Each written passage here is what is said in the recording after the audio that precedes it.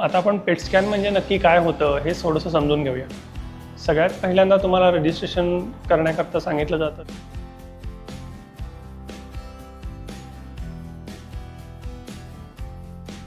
पेट स्कॅनसाठी आलं आहे का? ओके.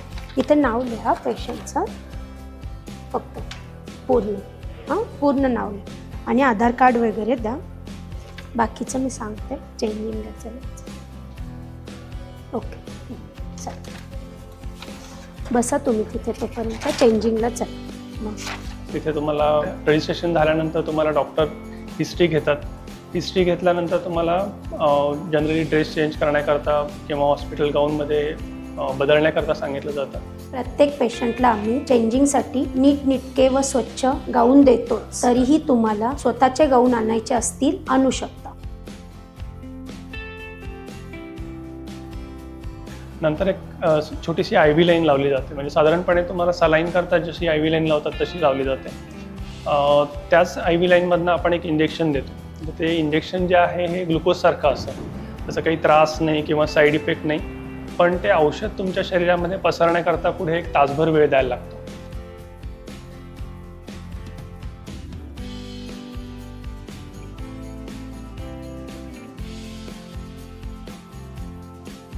आणि तेवढा तासभर तुम्हाला आपण आतमध्ये वेगळ्या रूममध्ये बसवतो. वेगळं बसवायचं कारण असं असतं की त्या औषधात रेडिएशन असतं आणि ते रेडिएशन तुमच्या नातेवाईकांना म्हणा किंवा आमच्या स्टाफला कारण नसताना मिळू नये म्हणून त्या वेगळ्या रूम केलेल्या आहेत.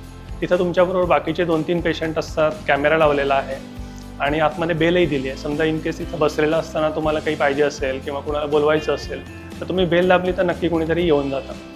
जाताना पाण्याची एक बॉटल बरोबर ठेवा. पाणी पाहिजे तेवढं पिऊ शकता. त्याला आमच्याकडून काही रिस्ट्रिक्शन नाही आहे. रूमला अटॅच टॉयलेट आहे. लघवीला जावं असं वाटलं तर जाऊ शकता. लघवी थांबवायची काही गरज नाही या प्रोसेस करता.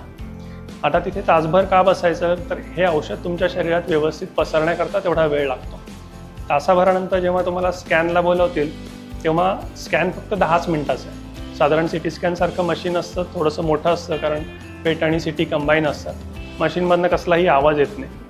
त्या मशीनवर झोपलेलं असताना तुम्हाला जर कॉन्ट्रास्टची गरज असेल तर कॉन्ट्रास्टचं इंजेक्शन दिलं जातं. अन्यथा त्या मशीनवर फक्त न हलता झोपायचं आहे. स्कॅन संपला की तुम्हाला बाहेर एक 10 मिनटं बसवलं जातं. ते याकरता की कधी पेशंट हल्ला असेल किंवा डॉक्टरनं काही एक्स्ट्रा स्कॅन घ्यायचा असेल तर ते बघण्याकरता तेवढा वेळ लागतो.